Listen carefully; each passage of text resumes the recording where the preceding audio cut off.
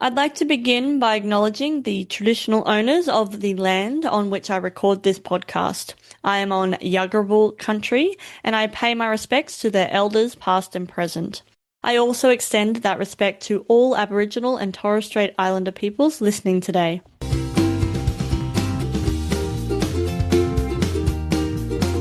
Hi Smart Community friends, and welcome back to this very special series here on the Smart Community podcast, all about data storytelling, which is part of my PhD research. In this episode of the Smart Community podcast, I have a brilliant discussion with Dr. Zina O'Leary. Zina is a sociologist and methodological expert and research communication specialist, bridging statistics and qualitative research, data, and stories. Zina helps organizations transform data into impactful, implementable change. In this episode, Zina tells us about the communication gap between research and real-world implementation, and how living in an age of information abundance has implications for data storytelling. Zina and I discuss the importance of audience-focused objectives and moving beyond what do I want to say to what do I want the audience to do, plus why traditional academic writing formats fail to engage audiences.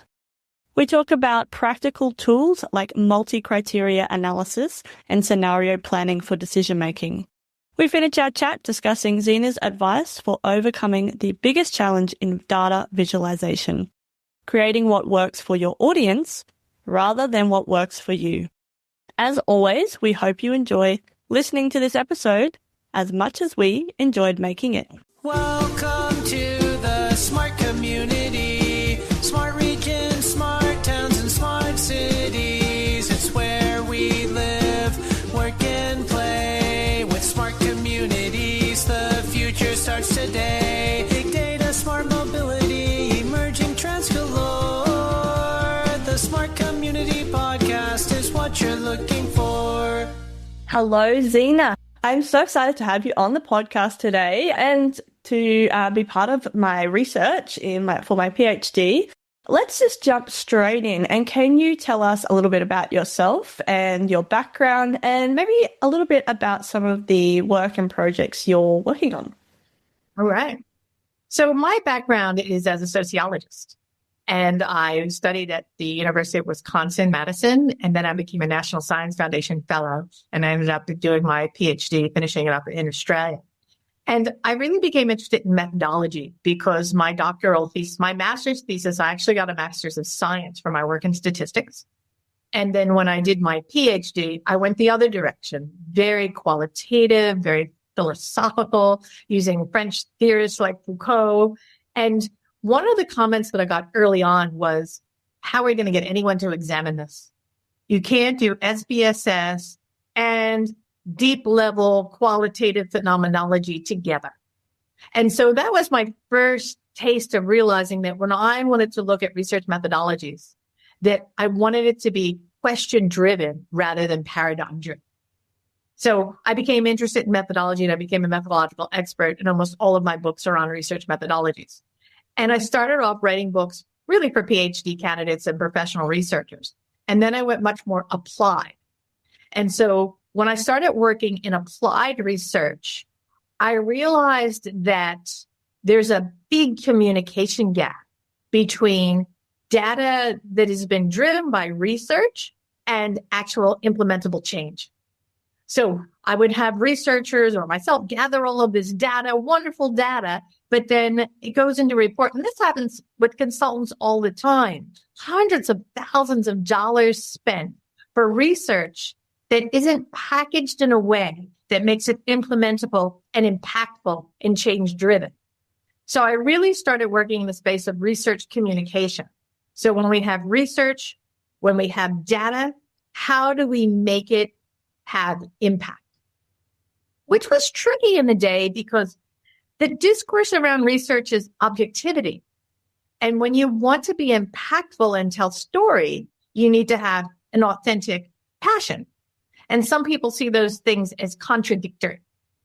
So just trying to help people, particularly in governments, navigate that space of collecting credible, objective data, and then figuring out what the purpose you want to use that for and how you can advocate for it better. So that led to me over the years coming up with a workshop that's really quite popular at the moment on data and storytelling.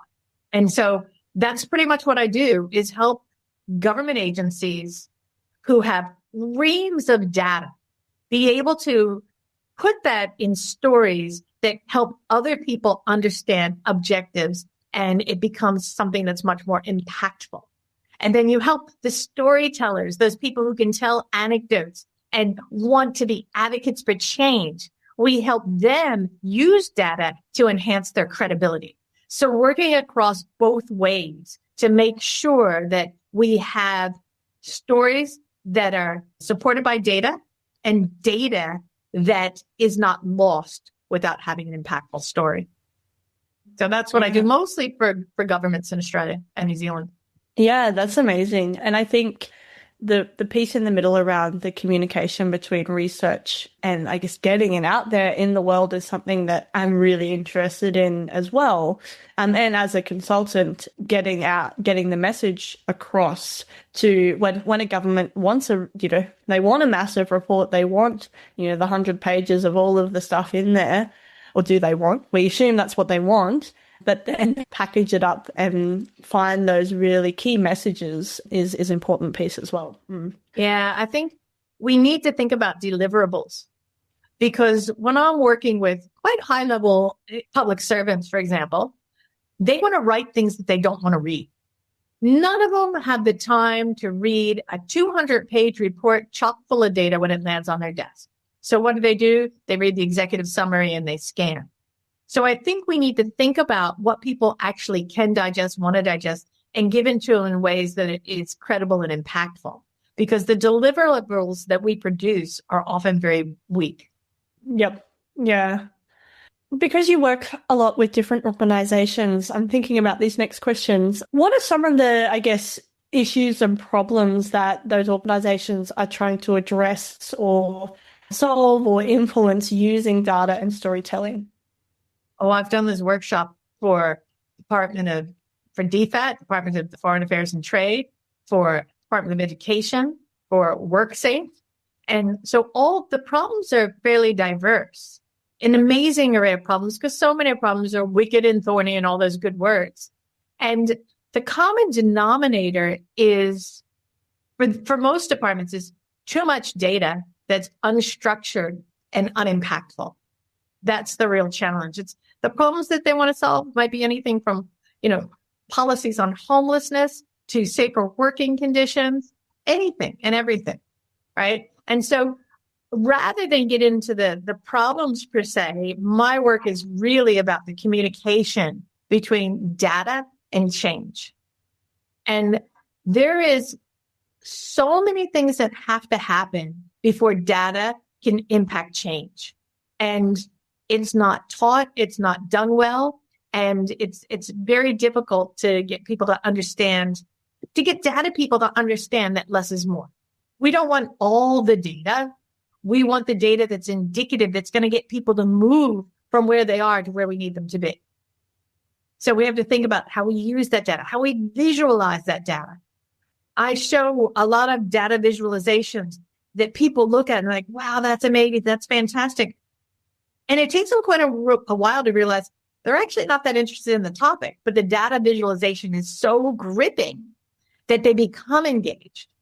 And to explain to people that this is actually getting easier and easier and easier with AI to construct compelling graphics, particularly ones that are animated. They're very engaging. And so, getting people to see that less is more, and we need to do the work to be engaging. We cannot put in, take, for example, you've read your share of journal articles since you've been a PhD candidate, correct? Is there a worse piece of writing in the world? A worse piece of writing? In terms of being dry and boring and non-engaging, they follow a certain structure and a pattern that you have to write to, whether or not it's the most effective piece of writing or not. There is a template that has to be followed. And it's not an engaging template. No one chooses to read a journal article while at the beach. And so I think that we're not keeping pace with a real big change in our society, Zoe, where we've moved from people being the holders of knowledge, where we needed information, and information was such a commodity that it didn't matter how it was presented. Now we live in an information world where information is at our fingertips. We can get it off the internet. We can get it from AI. Data is everywhere. So how do we now use that data? I did my PhD in the 80s, and getting my hands on data was the struggle. Now there's so much data. How do I use that to motivate and make change in the world? How can I use it to be impactful? How can I help visualize it and have people understand and empathize? I think information and data is great for informing people. But above that, we have to get people to believe the data, to care about the story, to empathize, and then to act. So many levels above that require good integration of data and story and great visualization. Yeah, as you were talking there, I was thinking about going back to the journal articles. I'm reading these journal articles and I'm so interested in the topic because it's on data storytelling and visualization, but it doesn't have any data storytelling or visualization in the actual article, like as a medium to communicate it. Some do, but a lot don't. And I'm just like, that's what I would want to see at the initial stage and that communication piece. Because as somebody really interested in the topic, they shouldn't have to convince me to read it still. But as you said, there's so much information. There's so much, I have to choose, and you have to be quite disconcerting about what you're going to read because we've only got so much time. Then, if you want to go to the AI piece as well, then thinking about how we use it to really synthesize data and research and like that is another interesting component where it's just becoming easier and easier. But that means I think we need to think more critically about where we're pulling our information from, because we have so much, and humans overwhelm. It's a lot, right? Yeah, but isn't it, to go to your first point, isn't it an irony that you can read a journal article about best practice in data and storytelling that doesn't use any best practice at all? And that's the standard, right? So yeah, that is very disappointing. And then to your point about AI, we have to accept that we're no longer early adopters of AI. We're in the main part of the curve, and now we're going to soon be late adopters.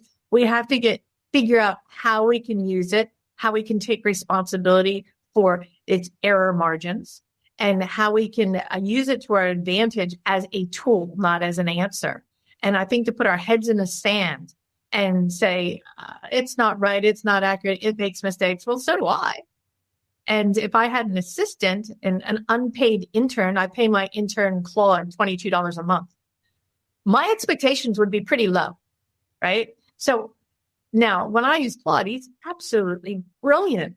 But sometimes he's so happy to please me that he will make stuff up. And so I'll be like, Claude, no. You know that I've asked you a million times for only verified references, for only true data. And we have to learn how to work with it. AI is here to stay. It's going to get better. And we have to learn how we can utilize this tool in a way that can help make change. And it also demands, Zoe, that we become much better at our critical thinking skills and our criticality, because anyone can produce things that look absolutely rock solid. You can become like a rock star producer of things now if you know how to use a good AI. So we have to be ever more critical at the same time as we have to learn how to use this tool to our advantage. Yeah, I totally agree. I'm thinking, let's move on to audience. There's lots of different audiences when you're both teaching, but also when now your clients, that they'll have a range of different audiences as well. So how do you consider your audience when creating a data visualization or story? I am very clear on this with anyone I teach. We need to have, as authors, a clear audience-related objective. So what we tend to do when we've learned how to present, how to write, has been, what do I want to say? What is my main point? And I like to flip that and say, what do you want the audience to do based on what you're saying? Not what you want them to know, because some people say, I just want them to know stuff. To what end? Why do you want them to know it? So what do you want them to do? Do you want them to be concerned? Do you want them to sign something? Do they want you to hire you, give you a raise? What do you want them to do? Now, once you identify what it is that you want them to do, find out as much about that audience as you can, because you need to know their starting point, what you want them to do. Your audience-related objective is your endpoint. Know the starting point. Who is this audience? What is their demographics? Where are they in relation to your agenda? Now, everything you produce becomes a strategic game designed to move them from where they are now to where you need them to be. And so everything you do has to be designed to, how do I get them engaged? How do I move them along? How do I seal the deal? What anecdotes, what data, what story, what evidence is going to grip them and move them along? It then becomes something where instead of thinking, here's all the evidence, right? Here's everything I know. And we see that so often. Here's all the relevant information. That becomes less important, because what we want is the information that will move your audience to where we need them to be. And so audience is critical, but not just knowing the audience, structuring all your communication with the goal of moving that audience towards your objective. So setting that from the get-go, so not only understanding your audience, but setting that goal is something that's obviously really important then before we start to create visuals or stories, do you think? Absolutely. I absolutely think so. It's like saying you want to use Google Maps without knowing your destination. What do you want your audience to do? Now let's strategically think about how we're going to get them there. And that then brings in data, story, the realities of the audience, but also the reality of the writer and the presenter. So you and I might have the same goal with the same audience, but because of our different personalities and the way we interact, our authentic style will be different. And that's fine, because your authentic strategic style is going to be right for you, right? Or mine will be right for me. So everyone is going to do it different. But the idea here is to stop thinking about what I want to say, what I want to write, what I want to produce, and start thinking about what is going to be most useful to produce, what is going to be most useful in getting my audience to move, and what is most important versus what is most useful are not only very different in content, but they're different in structure, different when it comes to data and amount, different in the level of story. All of it is very different. You can see I have strong opinions about this. Yeah. No, I love it. It's good. It's good. Someone might say, okay, so we're telling a story. I guess when I was doing my master's was like, it's more around the design of like a data visualization. And it was like, numbers speak for themselves. Create a data visualization for any audience. And it's something that I was like, that doesn't seem like a thing that we could actually do. I guess there's ones that would be more appealing to a wider audience. But when people say, oh, well, numbers just speak for themselves, if you're telling a story, we're somehow manipulating, or we're somehow, we have an agenda or whatever. What would you say to that? Well, first of all, there has to be, audiences are incredibly self-centered now. Attention spans are short. Time is in demand. If it's not relevant to the audience, you're going to lose them. Back in the day when I was in school, we didn't have any competition. We just had to sit there, right? Now you have a phone, which is an amazing piece of distraction level technology. So yeah, it has to have relevance. And I think it has to be audience related. So I think it's incredibly important that we are thinking about what's right for the audience. In terms of great visualizations and data speaking for itself, I think that's a big presumption. I think great visualizations are still audience dependent. Some will think something's frivolous. Some will think it's silly, juvenile, too complicated, not interesting. So we need to do some audience testing. And I think it's always important to give some narrative and context to why this data is important. and what it could mean in terms of the betterment of whatever it is you're trying to make better. And so I strongly believe in giving narrative to data. Yeah, I definitely agree with you. And I think you touched on it just now around the context of like when you're like a data visualization might seem silly to some people, but it may then depend on the context. So if it's something about something fun and whatever, then maybe I go, oh, that is a cute, fun visualization. However, if it was presented in like a board meeting or something like that, someone would be like, oh, hey, no, show me something, professional and sophisticated. Do you talk about context in your training and things like that? Yeah, absolutely. When I talk about having that audience-related objective, you have a benchmark for what's appropriate. Anything that is taking your audience closer to your objective is probably the right thing. Anything that's taking them further away is the wrong thing. So if you're in a boardroom and you're showing like little cartoons, animated cartoons, and you've lost credibility, that's incorrect. If you are showing them in a forum, in a community forum, and people are laughing and they're engaged and they want to know more, then you've used it properly. So having an audience-related objective also gives you something to check yourself against. If you see that their audience is slipping away from you, you're losing credibility, or they're getting bored, whatever it might be, then that's data for you that you need to think about how you are presenting the data. Because it's not working for that audience, right? And there might be a number of reasons why it's not working. It might not just be the data visualization. It may be that you didn't develop trust with the audience. Because it's not, Zoe, it's not just the audience and it's not just the story. There's also trust with the organization or the individual as well. Because if you want to be impactful and you want your data and story to work, there has to be trust. And that's something that is another piece to this. So trust is one of those key elements. What other key elements do we need to think about to, I guess, have impact when we're using data storytelling and visualizations? Okay, so the way we should be using data for decision making is we get objective data that will help in making the decision.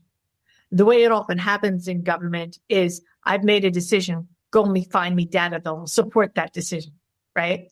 And we are so skeptical now and data tired. We go back to COVID and we're hearing this story, that story. Everything's got such a strong left and right side right now. And they're all full of credible data, right? And so that's why credibility would be another pillar. And credibility is not just tied to the science behind what you did, because people don't have the ability to check that.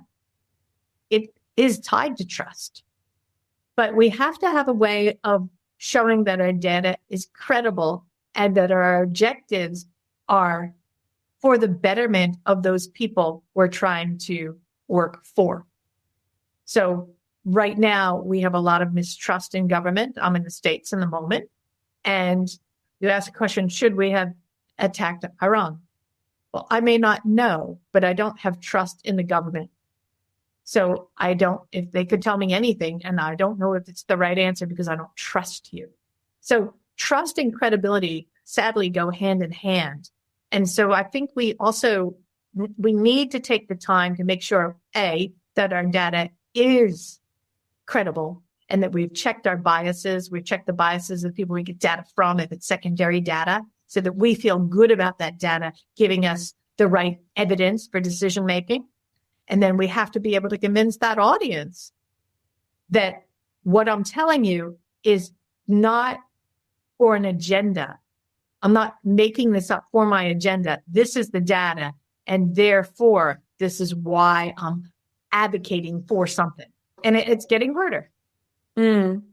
Yeah. So, thinking about like the data visualization storytelling piece, it's not where it starts. It starts where the data's being collected, how the data's being collected, who's collecting the data, why it's been collected, asking those questions, who's not included in this data.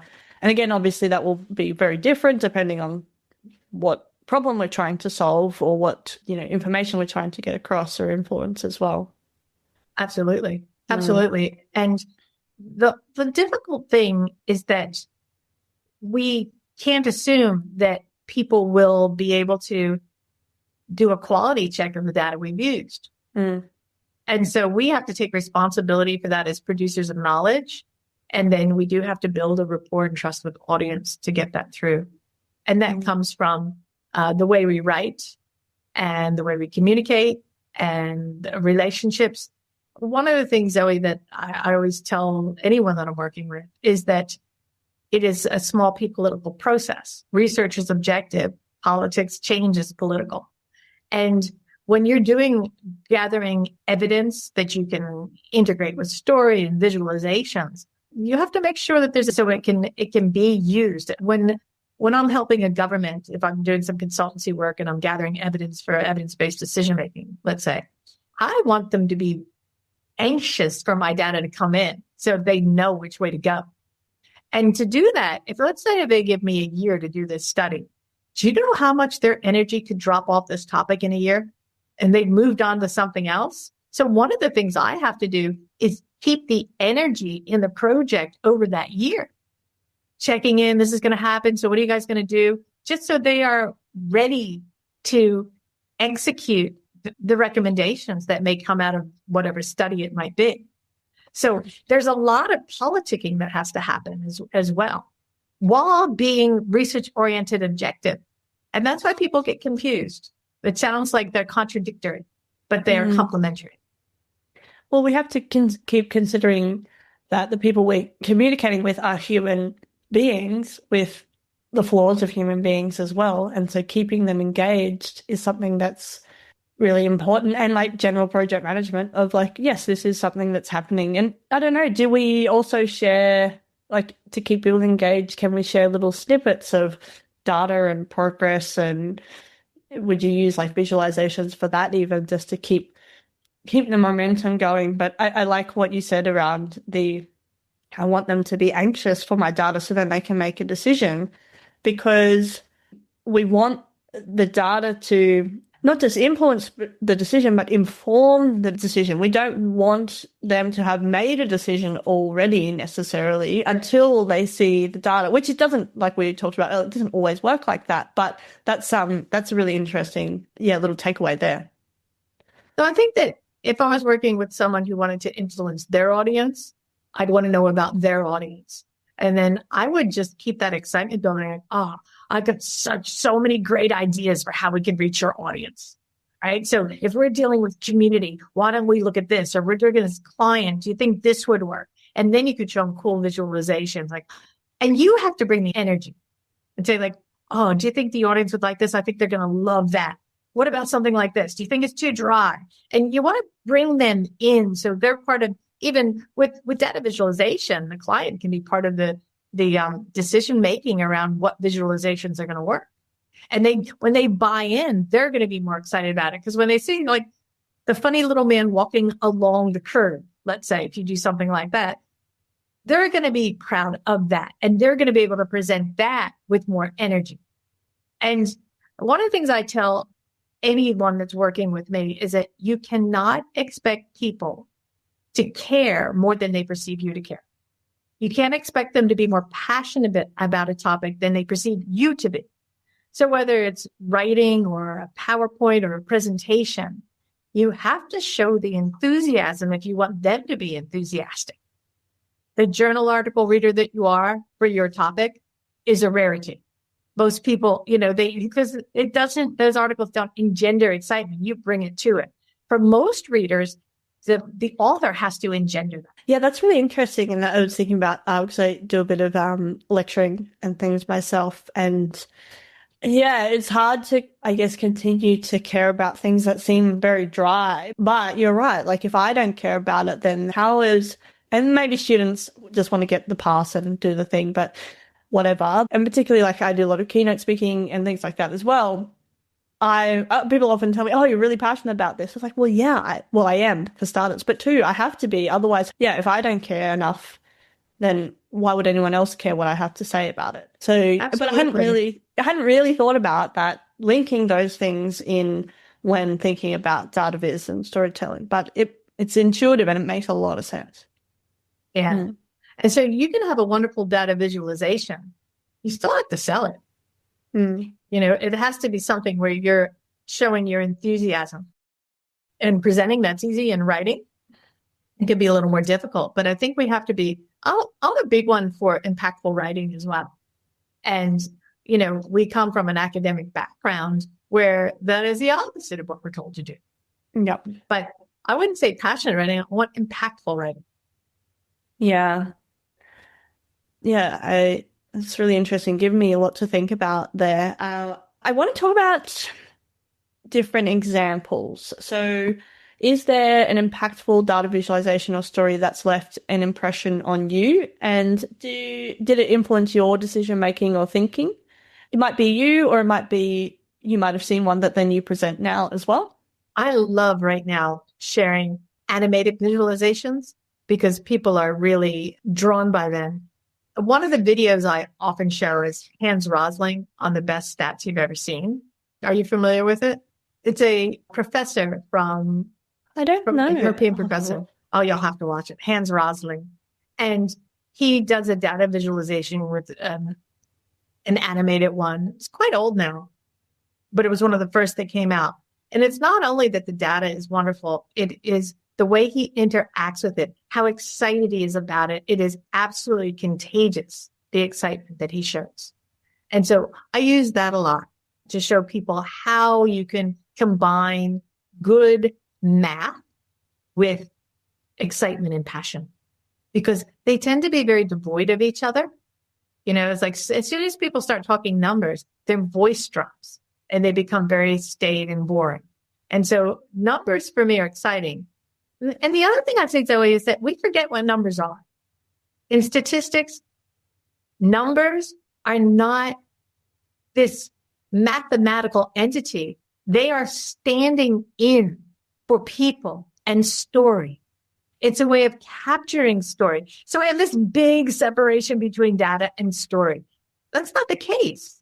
Stats are stories. They're an amalgamation of story, and they are the most exciting thing I can think of when I see, like, oh my God, I can't believe that. And so for me, I want stats to be shared that way. Stats always were and always will be a story that we've forgotten to tell. Yeah, I love that you said that, because I also believe the same thing. And I love numbers. I'm a math gal. I do love stats also. I love stats in particular because I love that you can, and I mean, it's quite simple, often simple math, but then you get this amazing result or outcome or understanding, right? It's exciting. Mm-hmm. And now we're nerds. And but it's like, It's not a standard deviation. It means something. So like, I don't know how many students know how to calculate a standard deviation and they know the definition of it, but they actually don't know what it means. So an example I give is if you were to teach a class where the average IQ was 100 and the standard deviation was 5, right? That means 96% of your students are going to be between 90 and 110. I can teach that class. If your standard deviation was 30, that means you're going to, the range, 96% of your students are between like 70 to 130. You can't teach that class, right? So I think we need to start to talk about data in terms of what it means, what it really means, not a standard deviation of, and a confidence interval of. What does that mean? What does it mean when gestation of a pregnancy is 40 weeks? If we had a 1-day standard deviation, I would know within 2 or 3 days when I'm going to give birth. But no, it's a much bigger standard deviation, so I could drop 2 weeks before, 2 weeks after. We need to start talking about these things in real world examples so that people will understand that statistics is not math. Statistics is information about people, places, and events. And that's what will keep the excitement. There's your, you already have story and stats. We forgot to tell it by putting all these fancy P equals less than 0.05, right? Which is, I'm sure, what you've been after as a statistician, what I've been after. What the hell does that mean?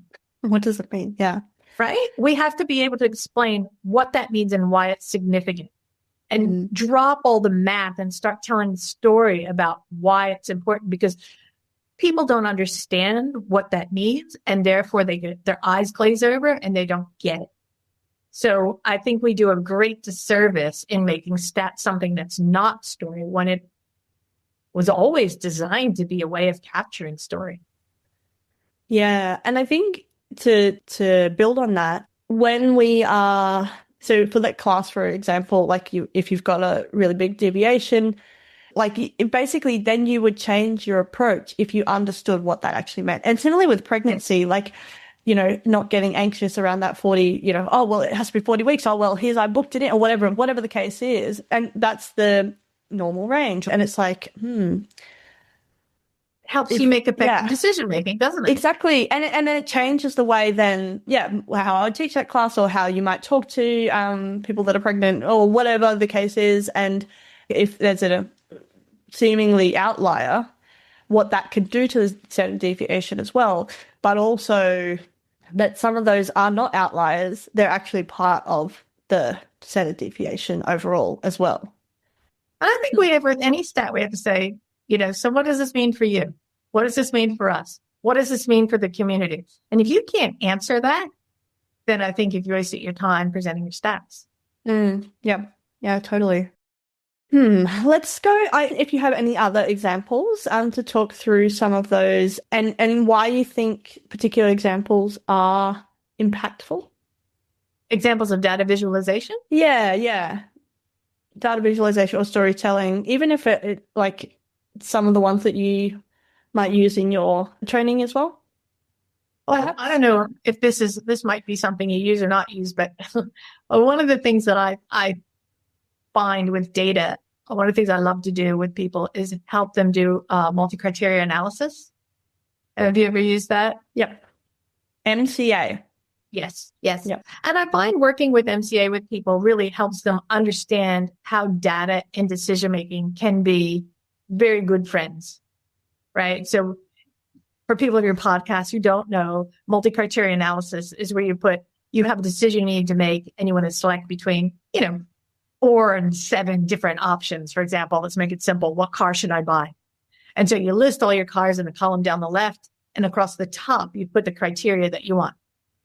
Cost and efficient gas mileage and cuteness or safety, whatever you think is important to you. And they shouldn't overlap too much, and they should be pretty inclusive of all the things that are important. And then we weight those, and we get numbers to fill in, and some of them are subjective, like how cute I think a car is subjective. Safety ratings are objective. But we can put numbers on this, and then we can weight it, and we could come out with an actual mathematical answer for what would be the best decision. Now, you're not forced to make that decision, but it allows you to think about ranking them, sharing them with others, being transparent about how you came to a decision. When you look at it, you think, oh man, that's not really the car I wanted. It makes you think about what's really important to you, what criteria you're using and not using. And I think for me, that's one of the things that shows people how data and decision-making can be very, very closely linked. And in doing that example, we either do something very simple like a car, or people use it for their workplace challenges, whatever they may be. And for me, that's and you can do that so quickly. And for people who have never thought about taking these kinds of subjective and objective criteria and putting numbers in it and getting a numerical answer that you can then critique. It's very exciting for people to see that.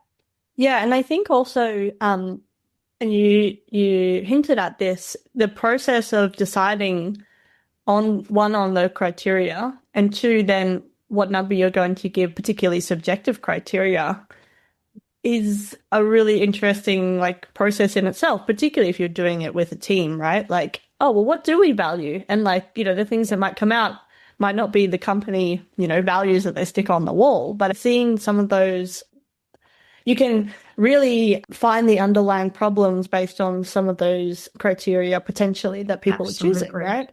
Yeah, absolutely. You can put cost benefit analysis in there. You can look at it can unmask different ideologies. There's a whole bunch of stuff that can go on. And the other one I like to use is scenario planning because that's a bit more storytelling. And I use like a 4-quadrant scenario planning thing where we think about what might happen in the future and write stories about it. And we support those stories with data. And that can help in decision making and future planning. So I think for that, visualizations, I can't think of any off the top of my head where I thought, wow, that visualization was like mind altering, other than like the Hans Rosling thing that I told you about. But the tools like MCA and scenario planning are probably even more impactful for me because the way, and those in themselves can be quite visual. Just for those who don't understand or had never heard of scenario planning, can you give us a little 101? Yeah, sure. So with scenario planning, you think about, okay, I'll give you an example. Should I buy an investment property on the Central Coast in New South Wales? Now, I've already selected the area, and I think about, should I buy the scenario? Now you pick 2 factors that you think are going to be most critical in your decision. And that's the strength and the shortcoming of scenario planning. That's 4 quadrants. So I put one along the y-axis, and that might be rental return. And then one across the x-axis, which might be the value that it will hold, right? Whether the property market is going to go up or down. And so then I've got like 4 quadrants. So I'm not making any money in the rental market, and property values the bubble is burst in Sydney, and my property's not going up. It's actually going down. Well, then we come up with a clever name for that. Like living on Struggle Street, right? My property value is down. I paid $1 million and it's now worth 800, and no one's renting it, and I'm chewing it tough in both ways. The other side of it, property values are doubling every 5 years, and it's totally full. And it's like, you might be like, woohoo, close to heaven or something. Yeah, walking on sunshine. Walking on sunshine. There you go. And like, yeah, I'm making money in 2 ways. And then let's say property value is going up, but I can't rent it. Like, I'll do it tough today for better tomorrow. Right? And then, or the property is not going up in value, but I'm getting a lot of rent. Well, at least my pockets are full. Right? And so now I've got these 4 quadrants based on different things. And now I can think about, do I buy the investment property? Well, what if the property value goes down and I can't rent it? Well, now I'm going to do my research and find out by looking at Airbnb or wherever what's the rental market actually like? What's it been like for the last 5 years? How worried about that should I be? Is there a bubble that's going to burst in Sydney, or is it going to keep going up? What's my best projection of that? If it goes pretty bad, can I cover it in the short term? Or am I going to lose everything? So those are the decisions that you make, right? And so at least it gives you a framework for thinking about things. And so the upside, very simple. The downside was, and this is an example that I thought of before. Well, it doesn't include what happens to interest rates, because there was 3 factors I needed. But tools are not answers when you're working with data. And tools are a way of helping you think about and consider decisions. And that storytelling that comes with scenario planning is something that, like I said, I do my research and get the data to support those stories so I know which one's most likely to happen. I don't know. Does that coincide with your understanding of scenario planning? I'm happy for you to add in.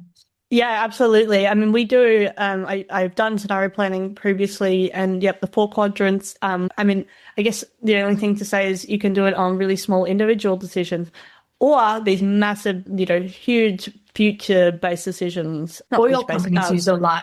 Yeah, big. And I think what it does is it what's the word? It puts all the cards on the table. Well, I mean, as we discussed some limitations, but as in, you've thought about if everything goes bust. So your brain already goes, that is a potential scenario. So if it does happen, it's not the first time you've ever thought about it. That's right. And so it's less shocking, and potentially you've already got some mitigations in place, et cetera, et cetera. So it adds that value piece as well, which I think is really important. And I don't think we look at it as a lovely integration of data and story, but scenario planning absolutely is.